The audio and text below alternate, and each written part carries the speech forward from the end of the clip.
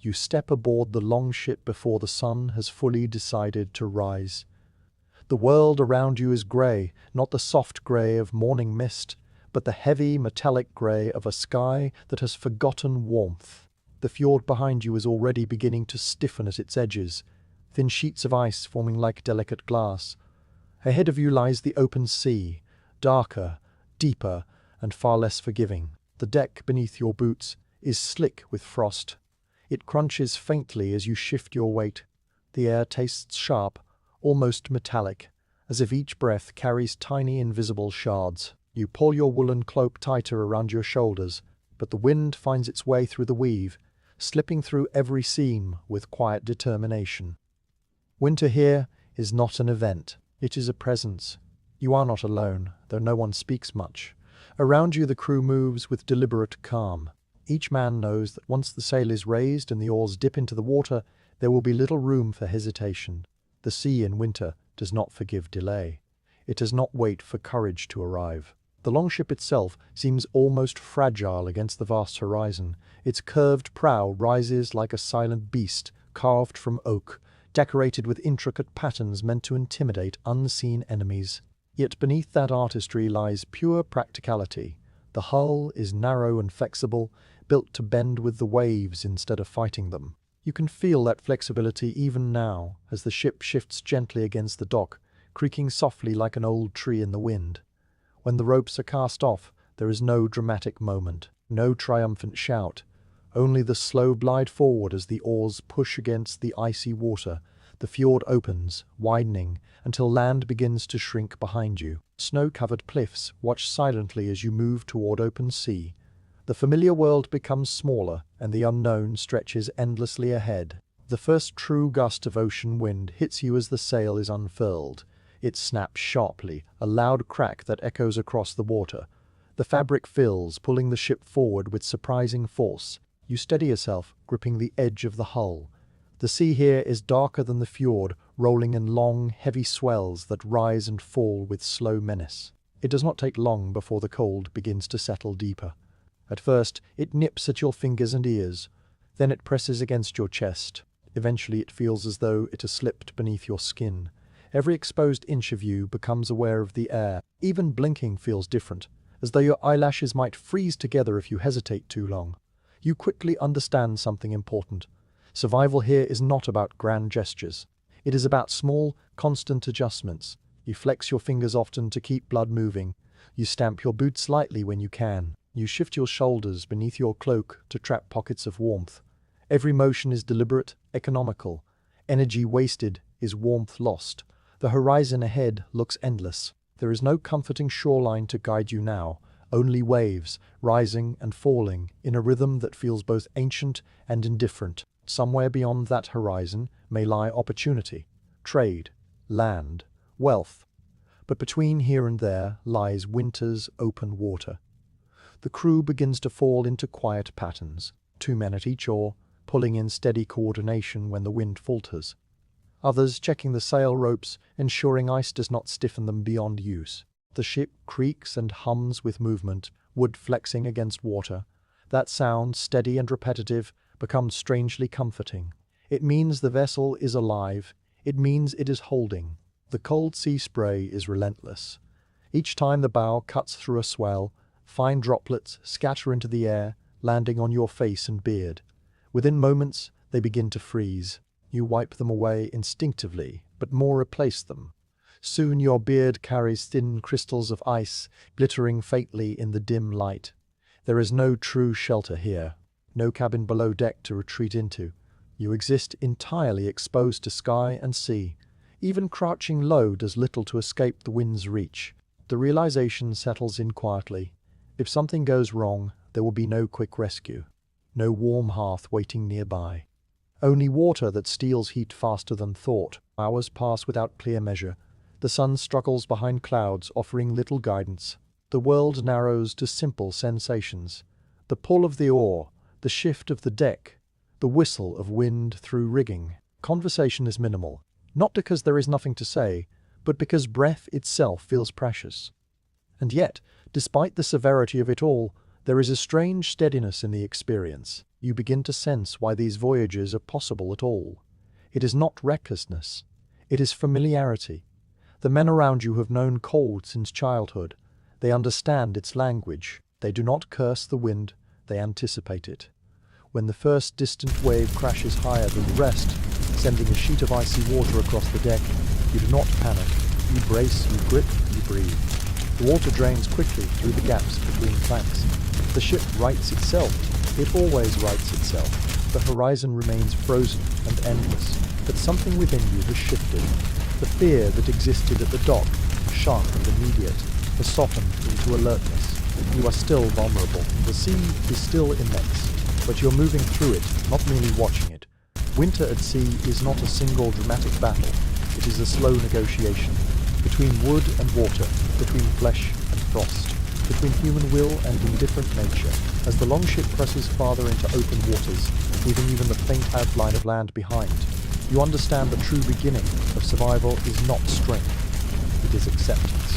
Acceptance that the cold will be constant. Acceptance that comfort will be rare. Acceptance that endurance, not speed, will decide whether you return. The frozen horizon stretches on, but so does the ship. And for now, that is enough. Point 2. Longships built for survival. You begin to understand, as the hours stretch into a slow grey ribbon of time, that the only reason you are still afloat is not courage, and not even strength. It is the ship beneath your feet. The longship is not merely transportation. It is protection, shelter, weapon, and lifeline, combined into one narrow frame of oak and iron. The hull flexes again, as a heavier swell rolls beneath you. You feel it clearly now. Not a rigid resistance, but a subtle bend, almost like a living spine adjusting to pressure. That flexibility is deliberate. The planks along the sides are not stacked flat like solid walls. They overlap, layered carefully in what is known as clinker construction. Each board rests tightly over the one below it, fastened with iron rivets. The design allows the ship to absorb the force of waves rather than shatter against them. If the wood was stiff and thick like fortress walls, the sea would break it apart. Instead, the vessel moves with the water. It yields just enough to survive. You run your hand briefly along the inside curve of the hull. The wood is cold and damp, but sturdy. Oak was chosen for a reason.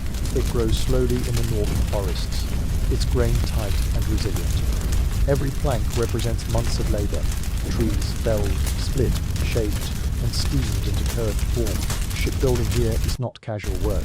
It is a craft carried through generations, refined by storms survived and storms that claimed lives. The keel beneath you cuts through the water like a blade.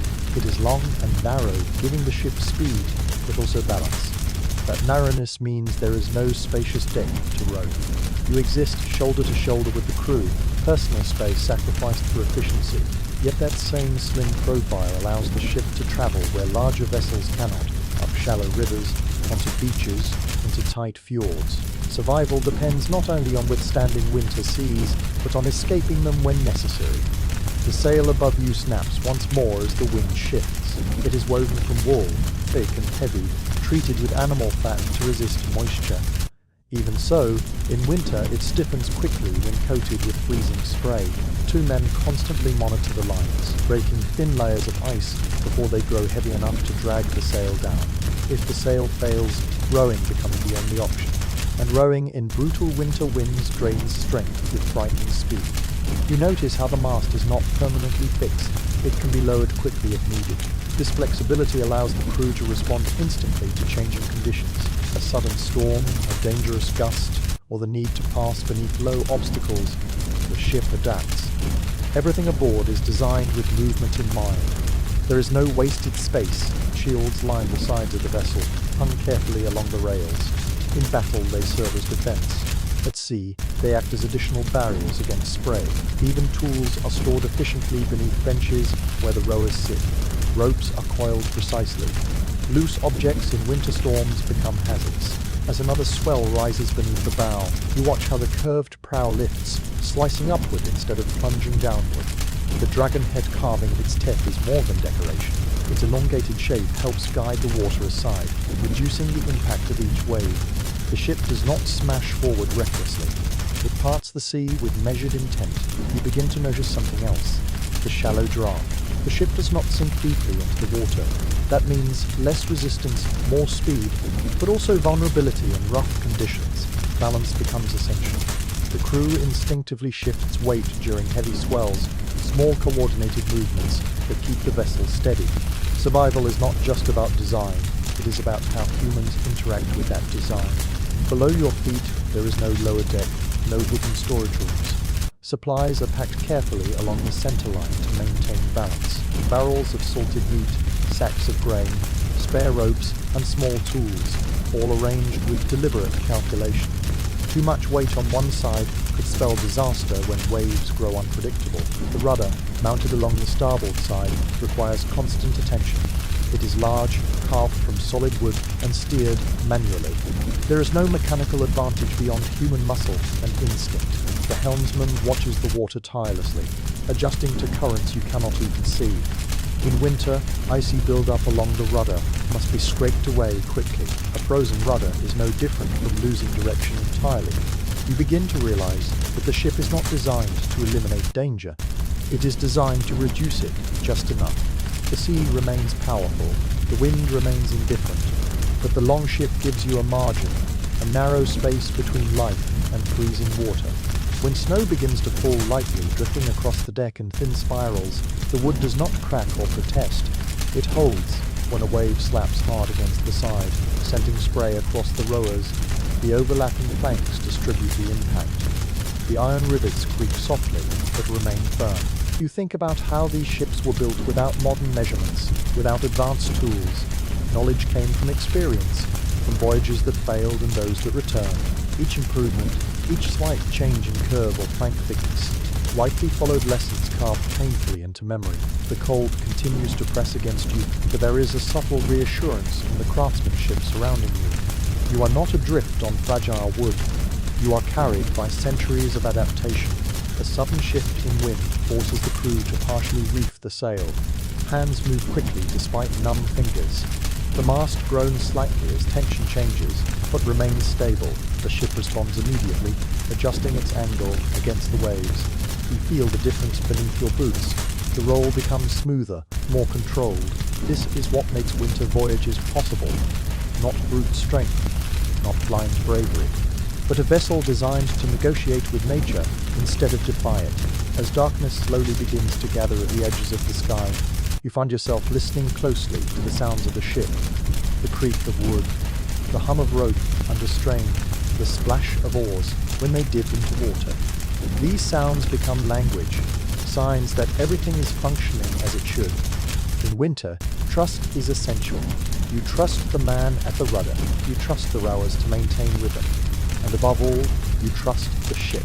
The longship may appear slender against the vast frozen horizon, but it carries within it the accumulated wisdom of generations who learned, sometimes the hardest way, how to survive brutal winters at sea.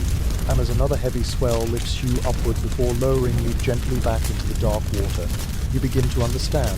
The ship is not simply wood and iron, it is the reason you are still alive. The cold does not announce itself with drama. It settles slowly, quietly, like a patient hunter. By now you understand that the ship may keep you afloat, but it is what you wear that keeps you alive. Out here, on an open deck with no cabin walls and no roaring hearth, your clothing becomes your only true shelter. You begin with wool, always wool. The first layer rests directly against your skin, a simple tunic, slightly coarse but dependable. It scratches faintly when dry, yet when damp it does something remarkable. Unlike many fabrics, wool continues to trap warmth even when wet. The fibers curl naturally, creating tiny air pockets that hold heat close to your body. Those pockets are small, but in winter seas they are the difference between endurance and collapse. Over that tunic, you wear another layer, thicker, heavier, sometimes doubled at the chest. The sleeves extend fully to your wrists, though even then the wind finds gaps. You pull them down carefully, tucking them beneath leather wrist bindings to prevent icy drafts from slipping inside. Every opening must be considered: neck, cuffs, hem. Cold seeks entry relentlessly. Your trousers are also wool, wrapped tightly and often reinforced with strips of cloth or leather at the knees. When you sit to row, the wood beneath you leaches warmth steadily. Without protection, that chill would crawl upward through bone and muscle. Instead, the layered fabric slows its advance. Over all of this rests your outer cloak, heavy, sometimes lined with fur. It drapes across your shoulders and can be pulled around your body when you are not actively rowing or adjusting ropes. The cloak is not tailored elegance, it is practicality. Thick enough to block the worst of the wind, broad enough to cover your arms and torso in moments of stillness. Animal fur plays its part as well. Sheep wool is common, but furs from deer, fox or even bear may be stitched along collars and inner linings. The fur traps additional warmth, especially around the neck where heat escapes quickly. You pull the collar higher as a gust sweeps across the deck, and for a moment the world feels almost manageable. Your head is never left bare. A wool cap hugs your skull tightly, often layered beneath the hood when conditions worsen. Heat escapes upward faster than you might think, and once your head grows cold, clarity fades with it. The Vikings understand this not as theory, but as lived experience. A frozen mind makes slow decisions. Slow decisions invite disaster. Your hands, though, remain a constant struggle. Thick mittens provide warmth, but limit movement. Thin gloves allow better grip on oars and ropes, yet sacrifice insulation. You learn to switch between them when possible. Bare hands for delicate tasks, then quickly covering them before numbness sets in. Fingers stiffen quickly in icy wind, and once dexterity is lost, tying knots or gripping tools becomes dangerously difficult. Leather boots rise high along your calves, often lined with wool or fur. Inside them, additional cloth wraps around your feet. Dryness matters as much as thickness. Wet feet steal warmth relentlessly, and when spray soaks through seams, you shift your toes constantly to keep blood flowing. Movement is life. Stillness invites frost. You begin to notice that the crew rarely stands idle for long. Even when not rowing, men flex their shoulders, roll their necks, or stamp their boots. These movements are subtle but constant. They are not expressions of restlessness. They are deliberate strategies against creeping cold. Snow begins again, falling lightly across your cloak. At first it settles gently, but as it melts against the outer layer and refreezes, the fabric stiffens. You brush it away often. Ice buildup adds weight, reduces flexibility, and slowly draws heat outward. Even clothing must be maintained actively at sea. There is no vanity in these garments. Colors are muted: browns, grays, off-whites. Dyes fade quickly under harsh conditions. What matters is durability. Seams are reinforced. Tiers are patched repeatedly. A small rip can allow wind to cut straight through, so repairs are immediate and constant. As the wind shifts again, you pull your cloak tighter and feel how the layers press gently against one another. It is not a perfect defense. Cold still reaches you, but it slows the assault, dulls the edge of the air's bite. That delay gives your body time to respond, to generate heat through motion and breath. You begin to understand that survival is not about eliminating discomfort. It is about managing it. You will not feel warm. You will feel less cold. That is enough when you sit to row again. Your shoulders strain beneath layers of fabric. The bulk restricts movement slightly, but removing it would be unthinkable. You find a rhythm. Pull, breathe, release. The friction between your inner layers creates subtle warmth. Each stroke becomes not only propulsion for the ship, but fuel for your own circulation. Your breath escapes in steady clouds, briefly visible before the wind steals it away. Ice forms along the edges of your cloak, where repeated spray has frozen into thin ridges. Yet beneath those stiffened folds, your core remains guarded by wool and fur, carefully chosen for this very purpose. Generations before you learned through bitter trial that cotton and linen alone fail in such climates. They cling, they chill, they betray. Wool insulates even when damp. Fur shields against slicing wind. Leather resists penetration. Every material has been tested against northern winters long before this voyage. You notice how older sailors adjust their garments instinctively. A hood drawn tighter before a gust. A cloak wrapped differently as rowing intensifies. They waste no motion. They know precisely how much exposure they can tolerate before it becomes dangerous. As twilight deepens and the sea continues its heavy rhythm, your clothing feels less like separate items and more like a second skin. Thick, heavy, imperfect, but essential. Without it, the cold would claim you in hours. With it, you endure day after day. The winter sea remains merciless. The wind still finds cracks. But wrapped in layered wool and animal fur, you have created a narrow barrier between flesh and frost. And in winter at sea, even a narrow barrier is enough to keep breathing. You begin to miss the idea of fire long before you admit it to yourself. Not the roaring blaze of a great hall, not the golden glow that dances across timbered walls. Just a small, steady flame would be enough. Out here, surrounded by endless water and iron-grey sky, warmth feels like a distant memory rather than a present need. On land, fire is simple. It is wood stacked neatly, sparks struck carefully, smoke curling upward into open air. At sea in winter, fire becomes something fragile, almost rebellious. The deck shifts constantly. The wind never truly rests. Moisture seeps into everything. Even if you could build a blaze large enough to warm your bones, the risk would outweigh the comfort. A longship is wood from prow to stern. One careless ember could turn survival into catastrophe. And so, most of the time, there is no fire at all. When darkness approaches and the air grows sharper, you feel the absence of flame most deeply. Your hands ache from rowing. Your shoulders tighten beneath layers of wool. Every instinct whispers that warmth should be waiting somewhere. Yet the only heat available is the heat you create yourself.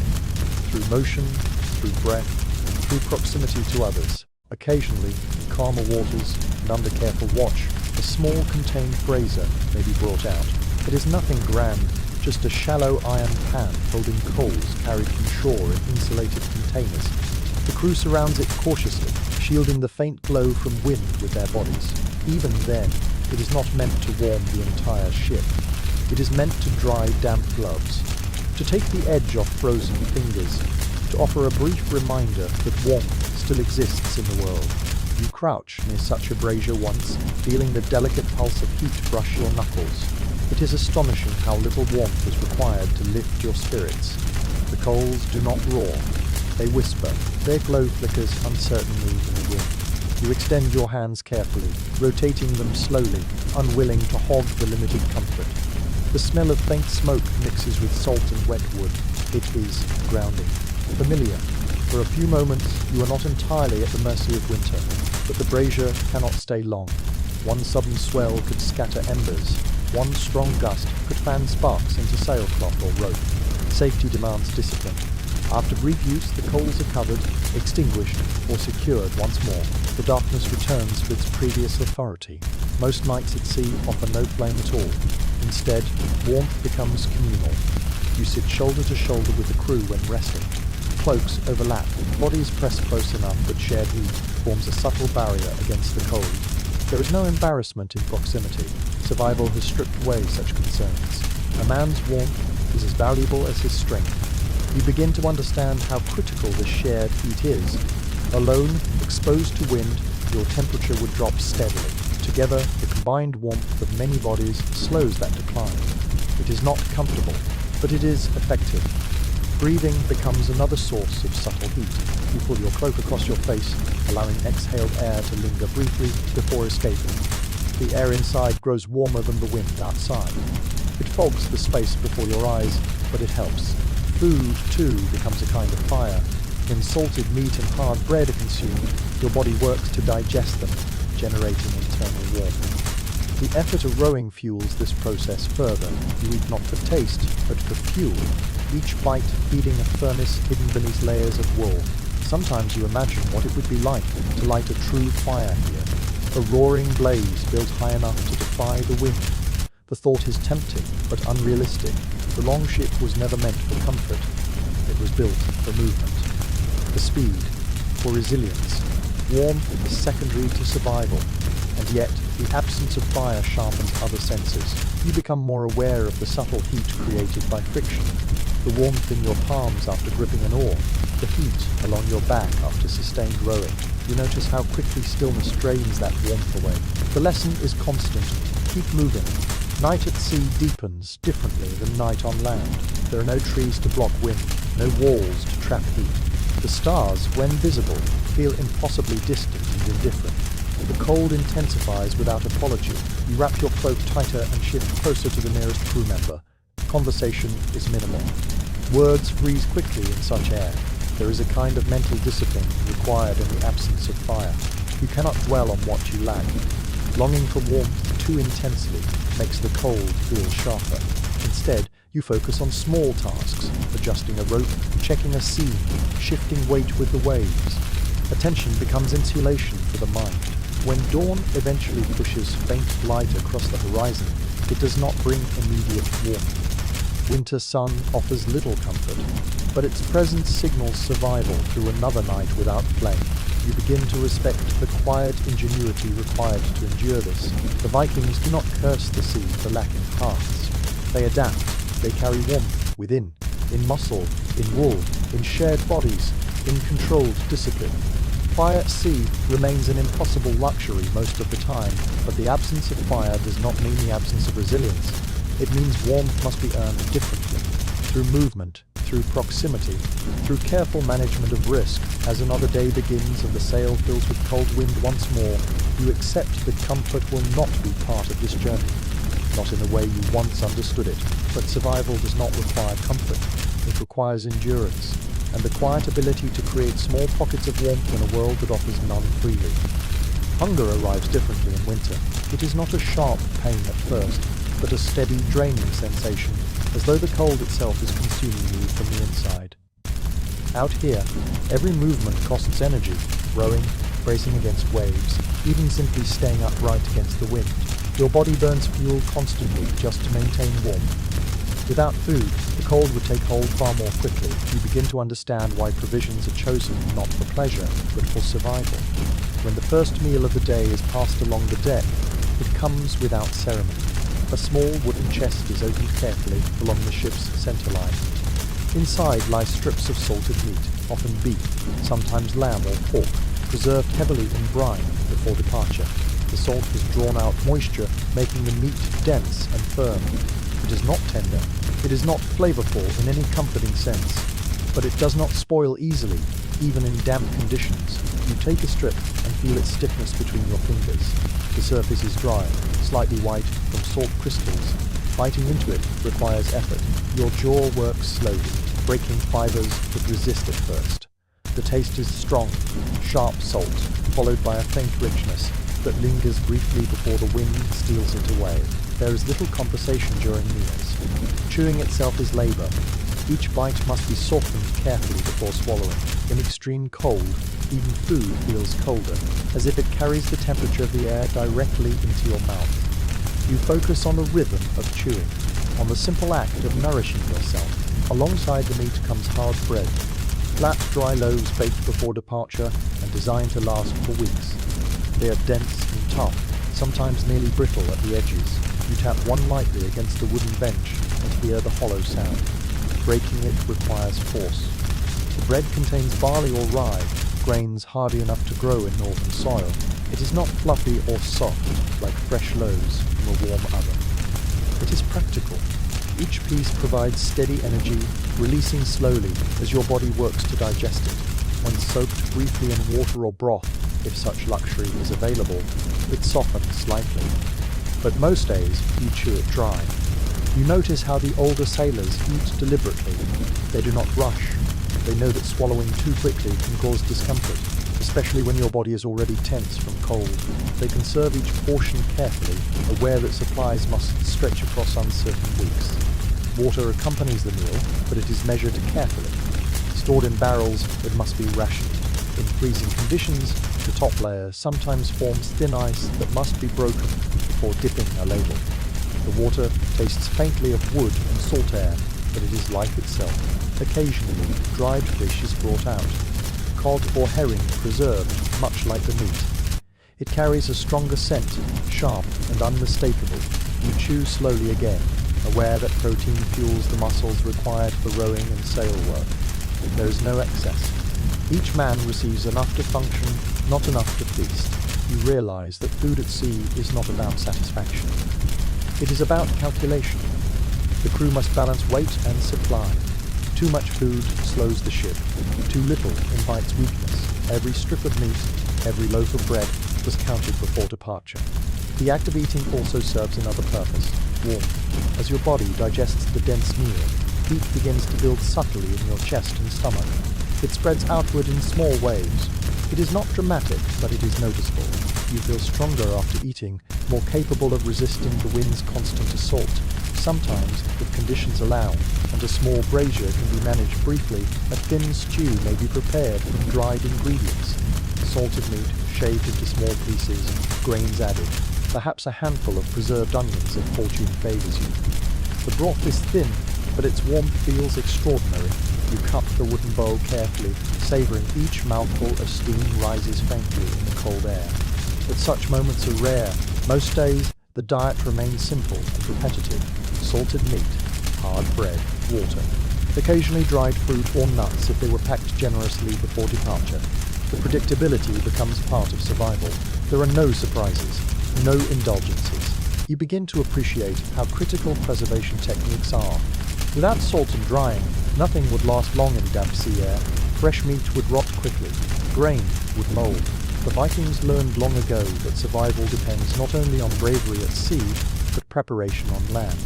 The crew eats at staggered times when rowing schedules allow. Some continue pulling oars while others chew, then they switch. There is no formal dining arrangement. The ship itself is the table. You notice that no one wastes even a crumb. Small fragments of bread are brushed carefully into palms and consumed. Dropped food is picked up immediately, if salvageable. Supplies represent time, days of strength, and time at sea cannot be squandered. As another meal ends, you feel the familiar heaviness settle briefly in your stomach. The energy will soon be called upon again. The oars will dip into icy water. The wind will demand adjustments, and the cold will continue its quiet attempt to drain you. But for now, you are fueled. Hunger may visit again soon. It always does in such conditions. Yet you know there is more salted meat secured in chests, more hard bread stacked carefully along the hull. That knowledge itself provides reassurance. In winter at sea, food is not pleasure. It is insulation from within. It is the slow-burning fire that replaces the hearth you left behind. And as you rise once more to take your place at the oar, jaw still working through the last tough fibers of meat, you understand that survival here is built one bite at a time. Steady, deliberate, and without complaint. You might think that being surrounded by endless water would mean you never have to worry about thirst.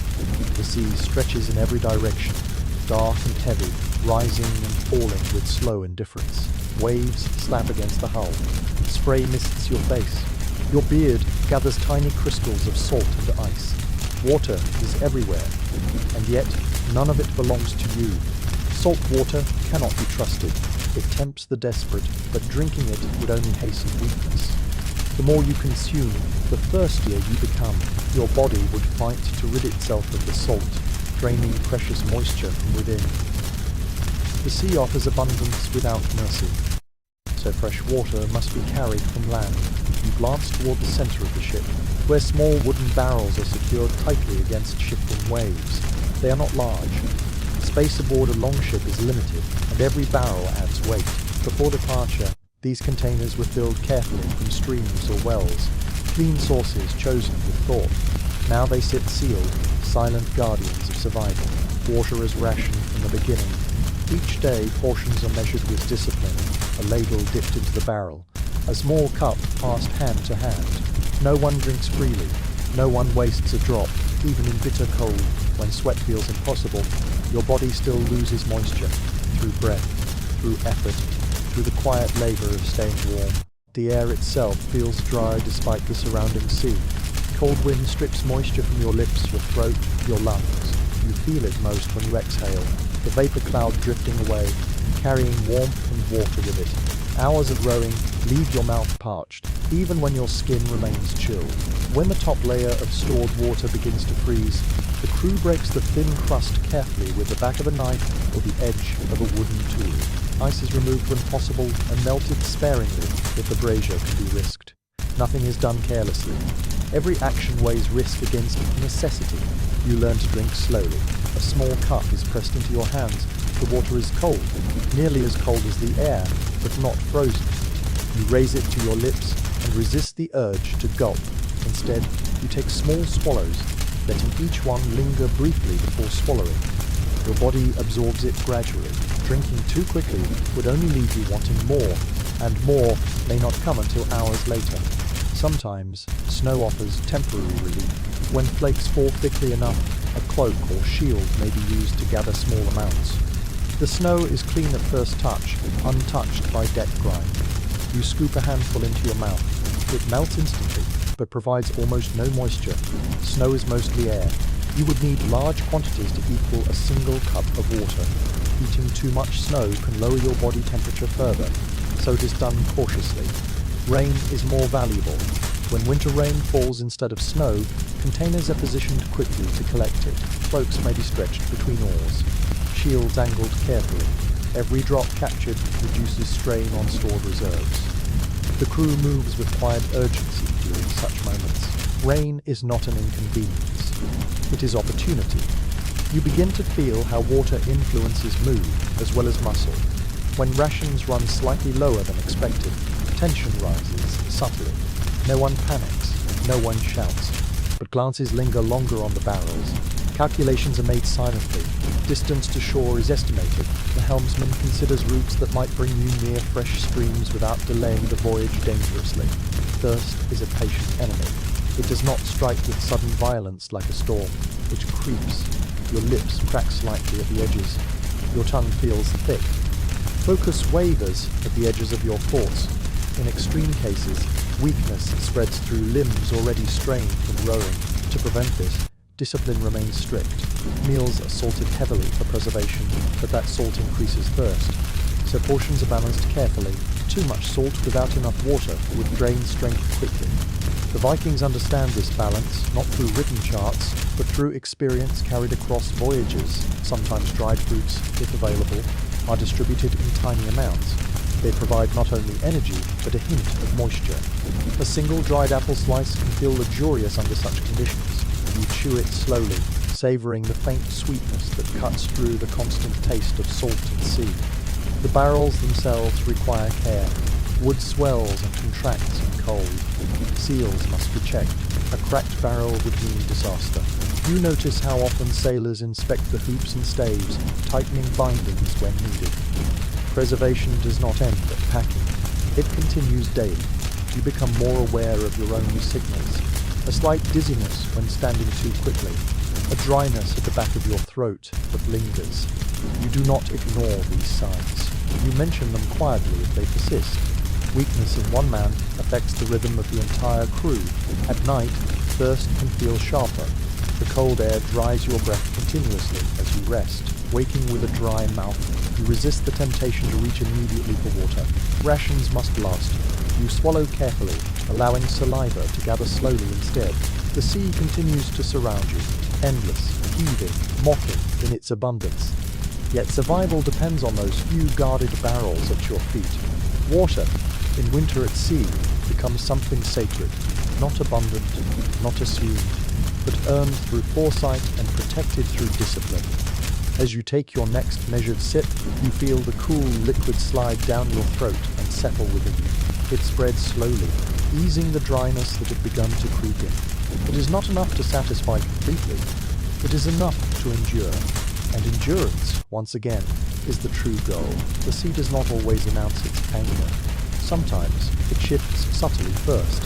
A change in wind direction, a heaviness in the air, a low murmur beneath the hull that feels different from ordinary waves. You sense it before you see it. The crew senses it too. Movements become sharper. Eyes lift more often toward the horizon. Then the storm arrives. It does not descend in a single dramatic strike. It builds. The wind strengthens until it no longer whistles but roars. The sail snaps violently overhead, straining against its lines. The grey sky darkens further, pressing down as if trying to merge with the sea itself. Waves that were once rolling swells become jagged walls of moving water. You grip the side of the ship instinctively as the first heavy crash strikes the bow. Ice-cold spray drenches you in an instant. The deck tilts sharply, far more than before. Your stomach lurches, not from fear alone, but from the sudden angle of the world beneath your feet. Commands are shouted, but not in panic. Each voice carries urgency without chaos. The sail is reefed quickly, reducing surface area before the wind can tear it apart. Men scramble to secure ropes, fingers stiff but precise. The mast groans under strain, the longship flexes, its overlapping planks creaking as waves strike again and again. You realize quickly that storms at sea are not brief events. They can last for hours, sometimes longer. The oars are pulled in to prevent them from snapping. Without sail or oars driving you forward, the ship must ride the storm carefully. The helmsman works constantly, angling the bow so that waves meet it properly. If the vessel turns sideways at the wrong moment, a single powerful swell could roll it. The wind slices across your face, stealing breath mid-inhale. Rain mixes with sea spray until there is no distinction between sky and ocean. Water pulls across the deck faster now, draining through gaps between planks, but never quickly enough to feel safe. Buckets are passed hand to hand to bail excess water when necessary. Your cloak grows heavy with moisture. Wool still insulates, but weight presses on your shoulders. You shift carefully, aware that a misstep on the slick deck could send you sliding dangerously close to the edge. Another wave rises higher than the rest. For a moment it feels as though you are staring at a moving wall of dark glass. Then it crashes down, engulfing the bow entirely. The longship disappears beneath white foam. Water slams into your chest with such force that your breath vanishes completely. For a heartbeat, you know nothing but cold. Then the ship rises again. It always rises again. You cough, spit salt, and regain footing. Around you, the crew does the same. No one wastes time with alarm. Survival requires motion. Ropes are tightened. Loose gear is secured again. The rhythm resumes, even within chaos. The sound of the storm is relentless. Wind howls through rigging like a living creature. Wood groans under pressure. Waves strike with deep, percussive force that vibrates through your bones. There is no silence here, no pause. You begin to understand how easily men could vanish in such conditions. A slip at the wrong moment. The hand missing its grip. The sea does not hesitate. It swallows without trace. And yet, fear does not dominate the deck. Discipline does. Each man knows his role. There is no confusion about who holds which rope, who bails water, who assists the helmsman. Years of practice and previous storms have carved these responses into muscle memory. Panic would only steal precious seconds. The storm continues to build. Lightning flashes faintly within distant clouds, illuminating jagged peaks of water. Thunder rolls low and heavy, blending almost seamlessly with the crash of waves.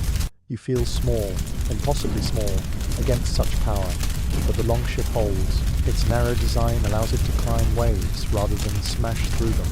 Its flexible hull bends under pressure instead of breaking. Each time you think the next swell might overwhelm you, the vessel adjusts, riding upward before sliding down the opposite side. Your arms ache from bracing yourself constantly. Your legs tremble from maintaining balance. Cold water runs down your back, seeping between layers, yet you remain upright. You remain part of the crew. Time becomes meaningless in the storm. There is only the present moment, the next wave, the next adjustment, the next breath. Eventually, though not suddenly, the wind begins to lose its sharpest edge. The roar softens slightly, waves remain large, but their rhythm grows less chaotic. Rain shifts to scattered bursts rather than relentless sheets. The storm does not apologize as it withdraws. It simply moves on. You stand there soaked, shivering, but alive. The deck is a mess of pooled water and scattered equipment that must now be reset. The sail, lowered during the worst of it, hangs heavy but intact. The mast still stands. The rudder remains responsive.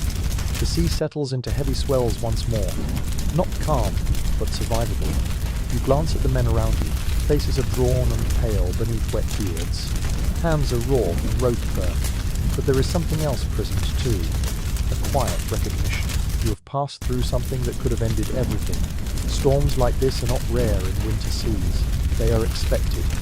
And each one reminds you that survival is never guaranteed. It is earned, wave by wave. As you help re-secure the sail and wring water from your cloak, the horizon begins to reappear through thinning clouds. The world does not look friendly. It never does. But it looks possible again.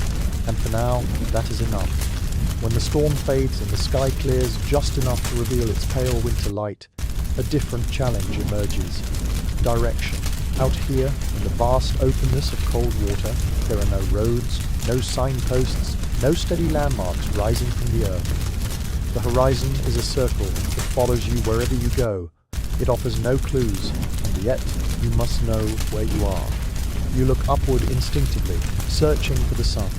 In summer, it might arc confidently across the sky, bold and predictable.